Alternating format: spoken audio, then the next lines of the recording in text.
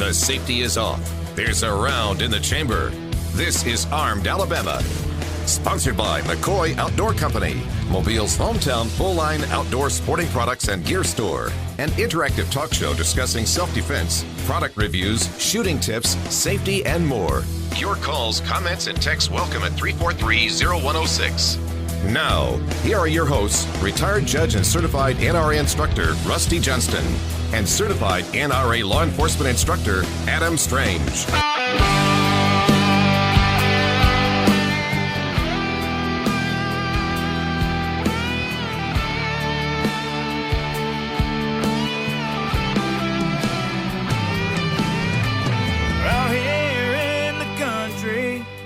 Where the city lights don't shine, I live my life the simple way, and you know I'm doing just fine. I fish, I hunt, and I shoot my guns, and I raise a little hell. The things I do, you know I do them well. This is my America, and I'm so proud. I don't mind, I say it loud. This is my America, God bless America, the land of the free, because of the brave. This is my America. Welcome to the Armed Alabama Show for April 16th, 2019. This is Judge Rusty Johnston. Adam Strange is feeling a little under the weather, but we have Will Case with me tonight as the co-host. How you doing, Will? Good, Judge. How you? Pretty good. Remember, we're on Facebook Live at Armed Alabama Radio, FM Talk 106.5. And if you want to watch us, which some people like to do, or if you're out of the area, that's a good place to go. Or you can go to either the Armed Alabama website, www.armedalabama.com, or the FM Talk 106.5.com website, and you can listen online in real time and do all that.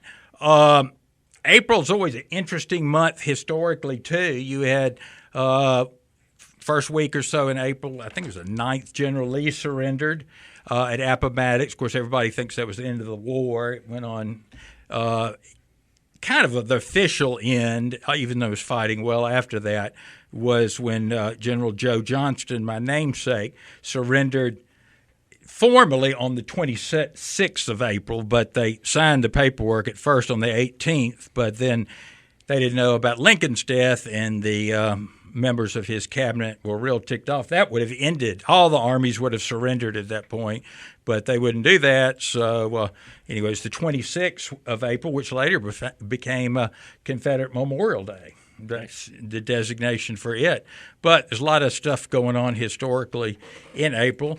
As you know, we talk about pistols, revolvers, shotguns, concealed carry, ammunition, attacks, training and attacks on our God-given right to protect ourselves and our family. And tonight, one of the things we're going to talk about several things, but what to do if, for God's sake, and hope this doesn't happen to anybody, you have to shoot somebody or use lethal force, even if it's a knife, club, whatever. What do you do after that? And, there's no correct answer, but there's kind of one that at least I think is probably the best one considering Alabama law, and we're assuming you're justified in what you did, that you didn't, go to ex-wife's house and kill her and plant a gun on her or something.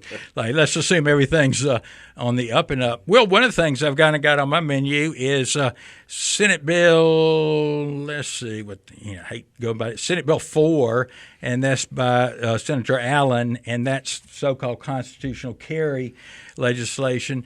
I'm a little ambivalent about it, but one of the things I do like about that particular bill is it makes some changes in the law regarding where you can have your gun. And for instance, it says that right now no gun signs in effect are no good.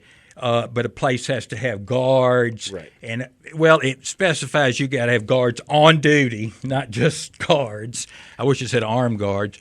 but guards and some other device. So it kind of tightens that up a little bit. One thing I notice it does, and let's not tell them they might change it, is it still would, after this passes, I'm not sure it will, doubt it will, frankly, but if it did, you would still be able to, under our law, carry a handgun concealed into a stadium, for instance, where somebody without a permit would not, because that strange exception you've probably seen is kind of written backwards. Right. Nobody shall carry concealed carry into unless you have a permit issued pursuant to this and this, which is the regular Alabama concealed carry statute, and then the reciprocity one. So, I mean, it's really kind of strange, but it's kind of my experience has been everybody is so afraid, really, of the government now that they won't exercise their right that they have. Absolutely. Because, they're more interested in seeing the game, which I can understand. I don't know, maybe you looked today, but I know that I think it was Councilman Small was pushing, I think, something, frankly, is nonsense about making it some type of offense to have your firearm in your car unlocked. I mean, he's trying to take. We've had such a rash of thefts out of vehicles. They say we have. I'm not. So I saw the number, and it was hard to believe. But. Yeah, it was hard to believe. With 200 and something already this year, I think they said. And I think they issued 1,200 and something. Right. And you're assuming that half aren't reported. So, right. But they're trying. What he's wanting to do is hold the gun owner responsible and charge them with some form of misdemeanor crime for not securing their firearm. And then, of course, the next thing that happens, somebody steals a firearm out of a car, robs a store, kills the clerk. The clerk sues you civilly, his family does, saying you violated a criminal law, which that normally lays the ground for a civil, at least to have a cause of action. Instead of, if I saw some study by someone I believe that said doing this reduced the number of criminals that had guns, and the concealed carry statute says that, if I recall right now, that you have to have it out of sight, which in locked car, that's what a sensible person's going to do anyway. Well, I mean, let's just step back and say, don't leave your gun in an unlocked car.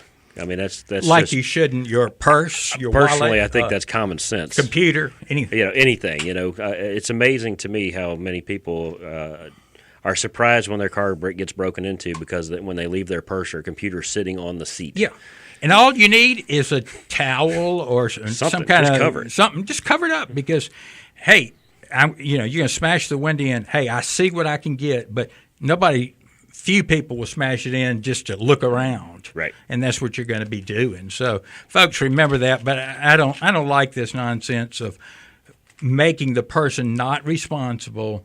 Because it's just one legally liable. That's just the first step in criminally charging somebody for whatever somebody else did with that gun that stole it and obtained it illegally. Right. So, it didn't sound. At first, it sounded like they wanted to pass an ordinance which would violate Alabama's preemption law. Now they want to pass a resolution asking the legislature to do something. Right. Well, they're not going to do that. So, I mean, I think that's kind of dead on arrival. And get back to the constitutional carry. I mean, I'm for it because criminals don't get a permit to carry their guns. Well, that's so right. I don't understand. And then criminals are carrying it illegally. So personally, I would just still go out and get a. I've told people just for the reciprocity, it makes it easier. Reciprocity, buying a new gun, stadium thing I mentioned. I mean, I've literally have in the last year. I think I've done 5 call-ins to the FBI and the NICS. Everybody else had a pistol permit, and it makes it so much smoother. It really does, and faster. And I understand about the loss of money. I mean, I think that can be worked around by education, telling people, hey, you ought to have one. If you don't want to get one, you don't have to. And I really don't think that the number of pistol permits would go down drastically. I don't think so either. I mean, some people wouldn't buy one, but one of the reasons is that, which we have in this state, you have to have a pistol permit if you're going to drive in your car with a handgun. I think that's a little, extension of the home type thing. Well, it ought to be. That would solve 99% of the Right. issues right there if that were done. Folks, we're open for telephone calls, questions, etc., and we'll get to Mike in Green Bay right after this after this break. But our number here is 251-343-0106 at FM Talk 1065. You can also text a question to that number, 251-343-0106. Comments, questions, etc. And we're going to step into a break. When we come back, we've got Mike in Grand Bay. Step up to the firing line. Armed Alabama is back. Questions, comments, and texts at 343-0106. Little pigs, let me come in. Not by the hair on your chinny chin chin. Then I'll huff, and I'll puff, and I'll blow your house in. Well, that's the Armed Alabama back. Well, and audience, that is the scene. If you hadn't seen the movie The Shining, it's an old movie, but reason I have that is a prop I've always used. And, generally you say you can't shoot through the door. And that's just, if you shoot, it's for threat identification, but also for, is your threat imminent? Right. Well, somebody chopping through a door with a fireman's axe. That looked pretty imminent. It's pretty imminent to me. Let's take Mike on line one in Grand Bay. Hey, Mike. How's it going? Pretty good. What's going on? I wanted to give some advice on maybe prevention to keep somebody from thinking about breaking into your car. I've been a long time metal detector, so I wrote for Lost Treasure magazine as a major contributor for over 10 years. Uh-huh. And I was metal detecting with a guy in Biloxi, a friend of mine. And, one time I was thinking about putting a sticker from the metal detector company on my car. Yeah. He said, you know what, Mike? He said, don't do that. He said, that lets a thief know that you've got some expensive equipment probably in your car. If he can read, yeah. And the same thing with guns. Any of those stickers like gun companies have, might not be a good idea to advertise it on your car. And I'll tell you something else. That's right. Political candidates, people get mad about certain political candidates. I won't even put that on my car. Yeah. Well, I can understand, and you are right. There's a point most people say, to hell with all that. I'm gonna, but you're right. I mean, you shouldn't obviously advertise that you've got something good in the car. But, hey, I play guitar, and I keep my guitar. I dang sure don't want nobody stealing my guitar. Yeah. I got a great guitar. Yeah, well, if you don't have a trunk, you bring a sheet or a blanket, old blanket, and just cover it up. All right. Well, let me Graham Bay. Let me ask both of Mike. Hang on just a second. Charlie wants to ask. I'm trying real hard. Because I've heard conflicting advice on putting a sign on the fence by your yard saying protected by Smith & Wesson. Because do you really want to tell people that you've got a weapon inside the house or let them find out for themselves? Well, the argument's always been, Mike and Charlie, that, you do that and the DA's going to, any judge that would admit that into evidence in the event you had to shoot somebody needs to be unelected next time. And once again, somebody taking a chance. Hey, they've done studies that say that burglars, fear most an armed homeowner, and they're not sure who actually has it. And you go to states where you can hardly get a gun. It's a lot easier to burglarize a house. I would not advertise. One more thing to say, please. Yeah, go ahead, Mike. At Christmas time, a lot of people, like if they get real expensive type gifts, like game systems, put the boxes TVs out, and all that, they'll have the boxes sitting out on the road. Well, that lets thieves know you got those. Ringing the dinner bell. Yeah, that's right. I mean, you need to rip them up, keep them. Yeah. Hey, great ideas, Mike. Thank you for calling. Yeah, I would never advertise that I have guns in my house. The best thing to put out there is an ADT sign or some kind of alarm system sign. You can actually either get one free, by like going to Hunter Security, but you would want. I tell you, if you don't get anything from them but a doorbell camera, you can get those for a couple of $100, I would imagine, installed. Boy, that could save your life. Also, a lot of commotion, just the wrong solicitor at the door that you don't want to get hassled with. But if you're not home, you don't want a sign out there saying, "Hey, I got guns in the house." Well, that's right. Yeah. Yeah, exactly. But another thing you don't want to do is lock them, unless you have kids or special circumstances, lock them all up in your vault. That's going to take you 3 minutes or 1 minute to get in, because it's not any point. They won't be stolen, but if you're keeping any there for protection in the house, it's not doing you any good. Exactly. I won't say what I've got on my house, but I tell people, first of all, consider your gun loaded all the time, whether it is or isn't. So why not have it loaded? And I'm not saying all your hunting guns and all, but at least a gun in the kind of the family room or wherever people spend the most time, and then one in your bedroom. Yeah, absolutely. And if you got a stainless steel, one in the bathroom's a great idea because, imagine being in the shower or something and hearing or hearing an alarm. Let's say you've got one, and then you got to bang it on the bathroom door. You're pretty vulnerable. I've got a friend of mine that lives up north. He has a gun in every room of his house. There you go. Every room. There you go. I mean, there's really an argument to be made for that. And the other side, well, somebody can snatch up all. Well, if you've got other, if you harden your house good where they don't have to just knee the door and come in. Well, you're, of course, welcome at any time. But one of the things you do is Friends of the NRA annual dinner, which is annual for people coming to it, but not for you. So tell us what you got going on. Well, our dinner's coming up August 2nd at the Battleship, same place, same bat time, same bat channel, It's going to be doors open at 6 this time, but and August air-conditioned aircraft pavilion. It is. It'll cool off over the night. I'm sure it's going to get nice and warm in August. But August 2nd is the last Friday before school starts. Public school starts in Mobile. Wow, that early. Okay. We're going to have a kids craft area just like we did last year. But today, specifically, we actually have the raffle packs on pre-sale, and this is the $500 raffle pack.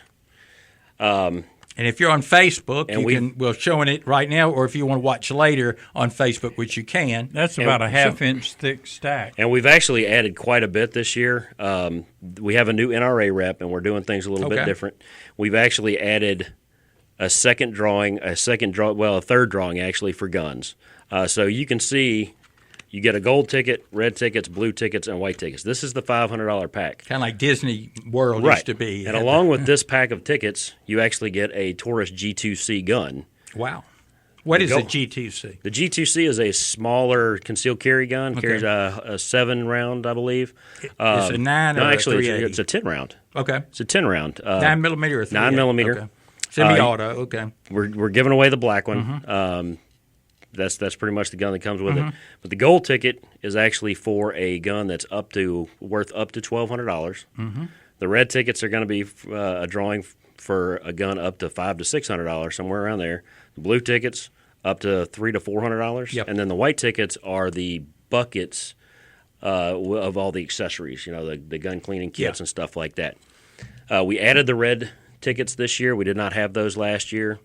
And we actually added a platinum bundle. This is the gold bundle. This is what we're calling it this year. Now, they can go to your Facebook page to read more about it if they're in the car or something. Right. Yeah, they can go to there. They can actually email me. I tried to get them to put it on the website. Yeah. But because of Alabama's gambling laws, we can't put anything about raffles on there. Yeah. But the platinum package is $1,000, which I know is a lot. But it comes with a SIG P365, which is one of the hottest little compact guns out there, and probably the best shooting small gun out there. It comes with 2 gold tickets, 10 red tickets, 40 blue tickets, and 300 white tickets. Wow. So it basically doubles what you get with the gold package. Plus you get a P365, which is a $500 gun right out the door, plus tax, so $550.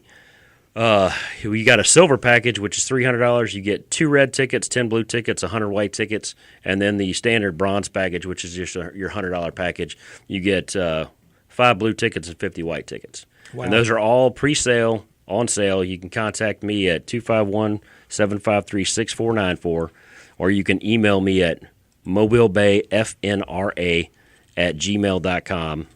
So you remember Mobile Bay Friends NRA. Friends NRA. Yeah, there's Friends. It's Friends of NRA. Yeah. So if you go to the website, it's friendsofnra.org. It's not friendsofthenra.org. It's friendsofnra.org. And you can actually buy tickets online for our event. And it goes in it, credit shawl. And it comes to us. And you can say, I guess, you wouldn't want to, I'll pick them up at the door. Well, yeah, the ticket bundles, the raffle bundles we're going to hold, we'll call at the door. We don't want you to lose them. But if you order a $500 or a $1,000 package, we can go ahead and get the guns in, and you can come pick those up. Yeah. You can go and get those now, so you're ahead of the game. And, of course, you got to be legal to own a gun. You got to go through a background check, all that good stuff. They come to my shop, and I do the transfers. All right. Well, we're going to let me give a shout-out to Steve Moore, who is a personal injury lawyer here in town. Great guy. Friend of mine, went to law school with me. Personal injury, if you've been hurt, whether it's by a product, a car accident, on the job, whatever, give Steve a call. You can call him at 251-445-7602. Go by the office, 8 North Dearborn Street in Mobile. That's about 2 blocks off Bienville Square. Or go to www.moorelawfirm, all one word, -al.com. And good guys. It said no representation is made that the quality of the legal services to be performed is greater than the quality of legal services performed by other lawyers. That's where I need that. Remember the FedEx guy, Charlie? He would go. Oh, yeah, I have to read it real fast. When we get back, I want to give a quick plug. Yeah. Because we went and got a couple of those door braces that you talk about. And I forgot two things I want to bring you. But I wanted to tell everybody the Ace Hardware store and you went to Old Spring Shell Hill Road in McGregor, in that shopping center. Those are the friendliest, most helpful people I've and they got ever everything. run into. Like most kind of independent hardware stores, you could wander around there forever. We've got our break. We'll be right back, folks. And Joe, we'll get to you. Hang on.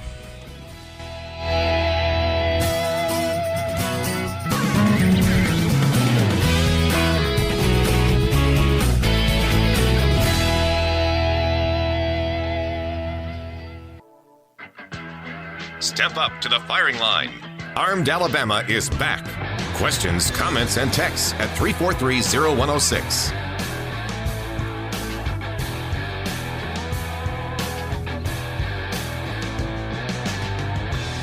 I like you, Philip.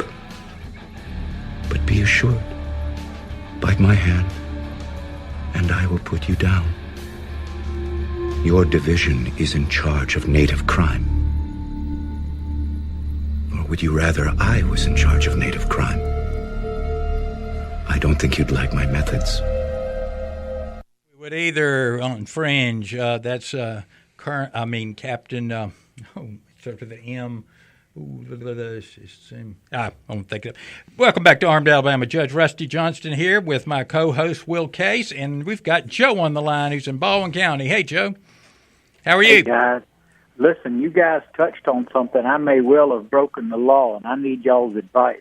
Okay. I do not have a concealed carry permit. Okay. I live in the country, so when I shoot my firearm, I walk out the back door. Right. Particularly handguns. Uh-huh. Right. If the guys in my Sunday school class say, hey, why don't you come over to our range where we normally shoot and shoot with us?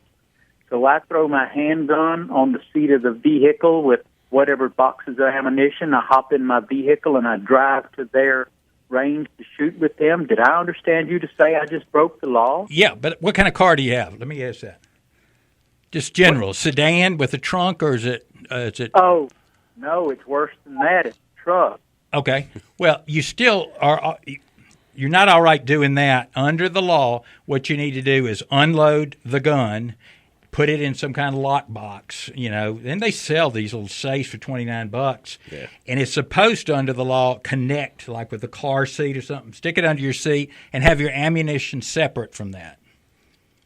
So that's the hoop you got to jump through. Or get a permit. Or get a permit. $20 a year permit. But I guess logically it was concealed carry. Well, it's laying on the seat of the vehicle. Well, that's what it sounds like. But we've got a special statute that says you can't carry one in an automobile without a. And see, we don't call it. We call it a pistol permit. Right. So it's no big deal. I mean, odds are he's never going to get. You can't be stopped prosecuted, anyhow. Except if you admit to it, and then. I mean, nobody's going to prosecute you. But for the future, if you want to be safe, either get a permit or do what I said of locking it up. Right. Yeah, Joe, do you plan on ever buying another gun? Yes, absolutely. Well, then get your pistol permit because it makes the gun buying process very much more smoother. Right, and that's what I intended to do anyway, but my concern was I didn't know. I mean, it wasn't concealed, in my way of thinking. It's laying there on the seat. You're logical. Walked up to see. Yeah, that makes a lot of sense, but we've got a statute on it, so and you just don't want any hassle. For $20 a year, why not do it? Right. Yeah. My real concern too, though, is that I'm assuming that's a felony, which gives the Democrats a real opportunity to permanently take my gun privilege away. Let me double check. I don't think it is. Yeah, I don't think that would be a felony. It is person carries the baddest person, boy, and firearm. Shall be fined not less than $50 or more than $500. May be imprisoned in the county jail. Okay, that is a misdemeanor. Okay, it's not a felony. Right, but still, I'm with you on getting the permit. Yeah. But I mean, it also to me illustrates that there's so many laws that everybody's violating at least one law. Well, daily. that's what I was telling a former DA. He's a friend of mine that if you count the federal laws, there's like 1,000 new ones every year, and we all violate them walking down the street. Absolutely. Exactly. But the ones that are obvious, we want to make sure we comply. We don't give anybody any chance to mess with you. But good question. Thank you. Could I ask a related question? Yeah, go ahead. If my carry permit that I get in Alabama, if I was to travel, drive to the People's Republic of New York, is it going to be reciprocal up there? Not New York. Most states it is, and I won't say most states, 35 or something. The reasonable states. I'm going to tell you. I'm going to give you the website, the best one to go to. If you have to put People's Republic of in front of the state name, it's not reciprocal there. Of course, this is when my computer likes to. I think, Joe, that it's handgunlaws.us, www.handgunlaws.us. You can put in, or you can get a $2.99 app if you have a smartphone that is called CCW. But anyway, it will tell you the states. It's Georgia, Florida, Louisiana, Mississippi. You still got to follow the laws in those states, but it's over half the states. That. Yeah, but if you go to Rhode Island, I would bet that it's not reciprocal there because they can't get one themselves. But good questions. Thank you. You've been a big help, guys. Yeah. Thank you. Hey, Judge, can I go you ahead had and follow? You had a good question. Yeah, because I have a question related to that. I have a neighbor, a friend of mine, and he has not been able to get a pistol permit in Mobile County. And he told me, he said, because about 30 years ago, and I hope I get this story right, he was somehow involved with something on his property that wasn't his, but he didn't steal it. Somebody else didn't turn it in or something. And so he got charged with a misdemeanor and found guilty and was given a sentence of probation.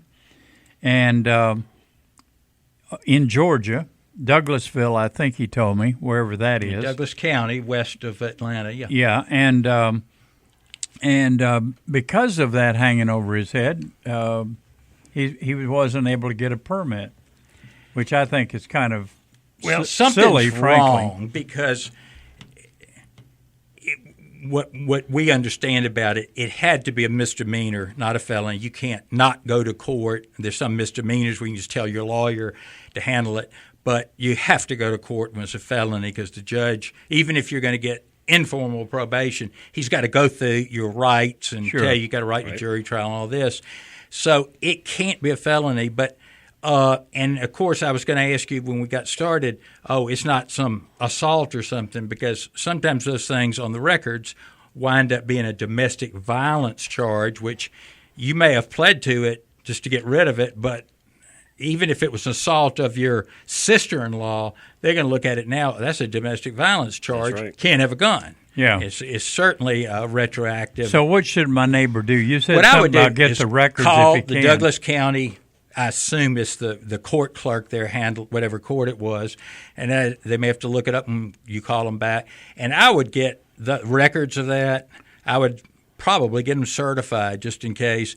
And I'd check them out first himself to and make it's sure. probably a small fee Could for be that. a mistake. Could be an absolute mistake because we made plenty of them. I went to find pleadings and files that just weren't there. Yeah. So what should he do if the records are lost? Well, if the records are lost, that's going to be they should not be lost. But because the sheriff is seeing something on the database, so they entered something. That's right.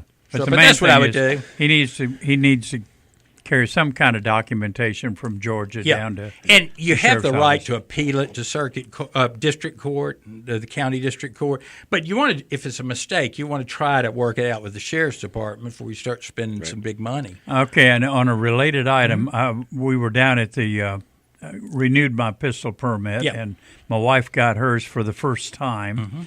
And that was a good way to check up on her. Well, I still have mixed feelings about her being armed. Every young man, I guess young woman too. That's Make another sure story your for another time. Person you're dating that you intend to marry has a pistol permit, whether they have a gun or not. So you at least know they hadn't been convicted of and that they've run a background check on them. Right, exactly. Yeah, exactly. So. Well, anyhow, the lady, the clerk at the sheriff's office where they issue the permits down there by Metro Jail downtown, in case you don't know where it is, she was telling him that he would, since he resided in Baldwin County, that he couldn't buy his permit in Mobile County.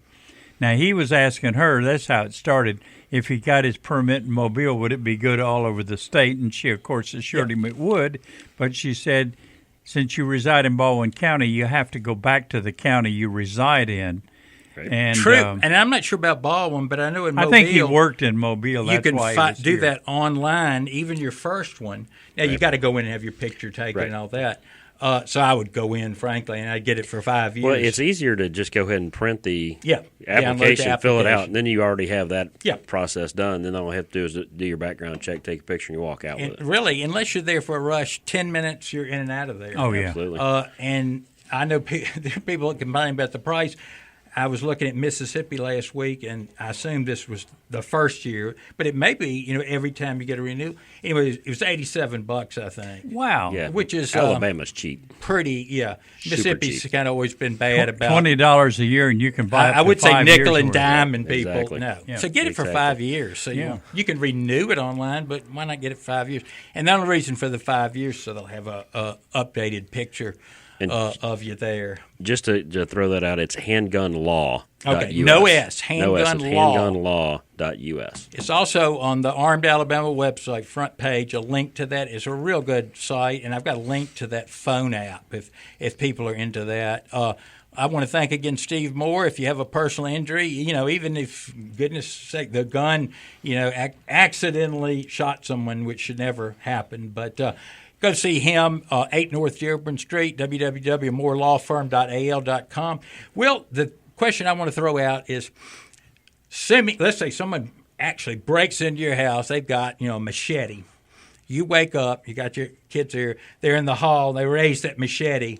You shoot them, and, of course, you shoot technically to stop, but, stop the threat. Yeah, but they're probably going to – they may not – who knows whether they're killed or not. But police show up. And there are a couple of ways to handle it. Most lawyers are going to do not say a thing. I want to speak to my lawyer. Yeah, and that's the safest thing. But we've got a provision in our law, and, you got to assume at that point the police aren't your friends. But if the police are satisfied or they have the authority to, if there's an arguable case for self-defense, not arrest you. Right. And what my advice usually is, especially if it's in your home, if you're in somebody else's home or all this, something else, but, give them, obviously name, address, all that, and then, hey, these people are witnesses. There's the machete. He had evidence that might disappear. And, I need to talk to my lawyer. Not feeling real well, too. Give them enough so they can at least get it. Well, I was in fear for my life. Yeah. I've never been more scared for my life. Never have been that scared in my life before. This guy threatened to kill me, my family, whatever. And we'll talk more about that when you come back. Step up to the firing line. Armed Alabama is back. Questions, comments, and texts at 343-0106. I need your clothes, your boots, and your motorcycle.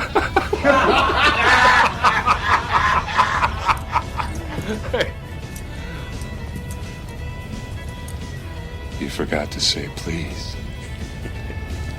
Arnold Schwarzenegger in the Terminator. Now, if you need boots or something like that, you can go down to one of our main sponsor, McCoy Outdoor.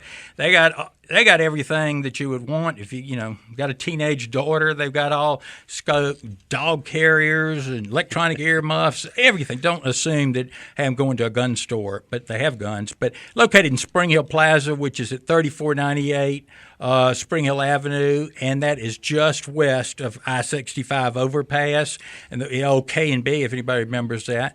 You can call them at 473-1080 at area code 251, and open Monday through Friday 9 to 6 and Saturday 9 to 5, and closed on Sunday. Yes, sir. I wanted to give them a plug too, because I went and looked at a Smith & Wesson. You're the nightmare concealed carry pistol made by Smith & Wesson. And I first went, and I'm not going to name it, but I went to one of the big box chain stores.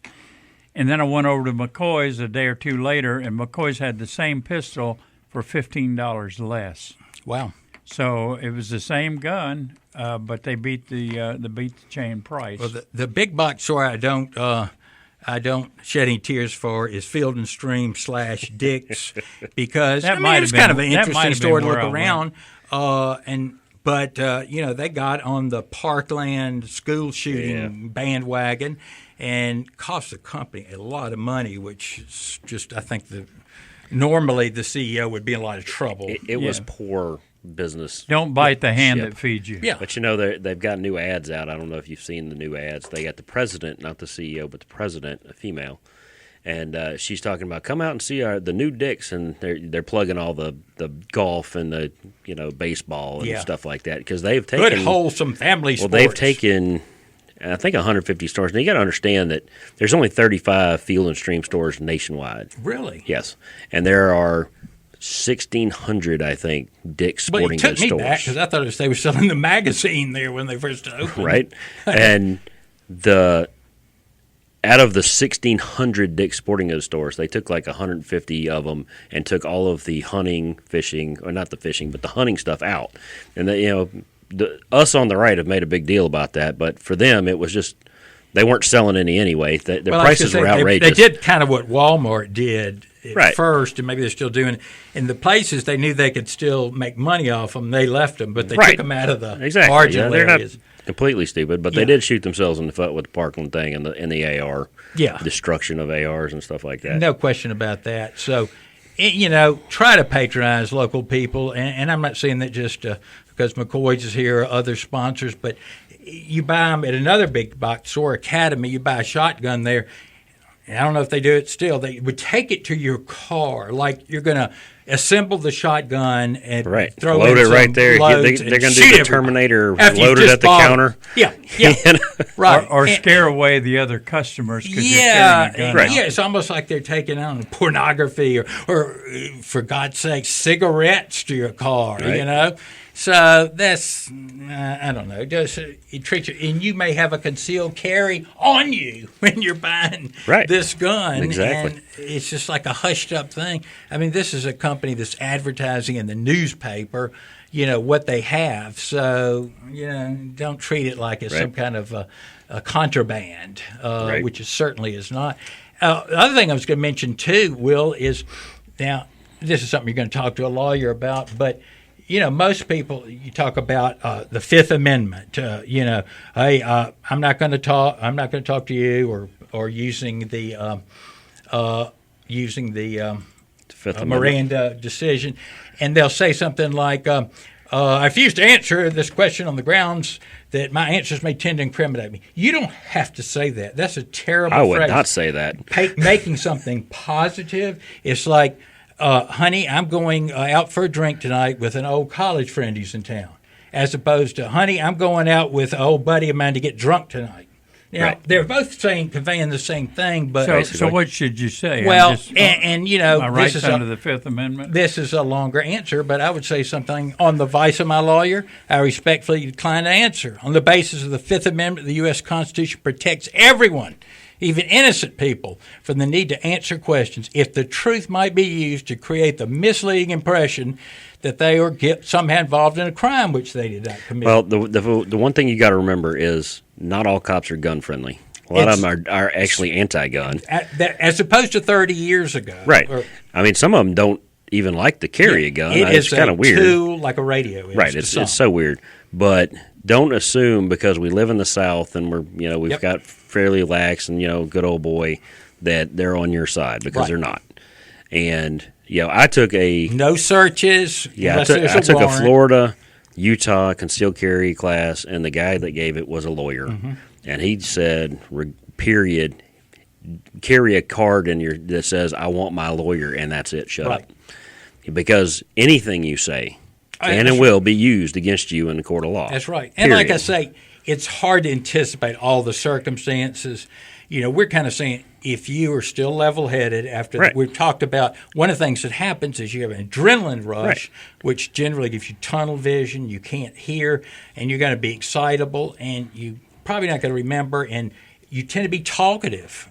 Watch one of these police shooting videos, like on YouTube. See how much they talk if it's one where the camera's still rolling. Talking a mile a minute, like an auctioneer. It's a stress relief. And you're under a high-stress situation. Police may show up, and maybe a guy with a machete who's coming to your house, and you've shot him at the last second, and you may say, I wish I hadn't done that.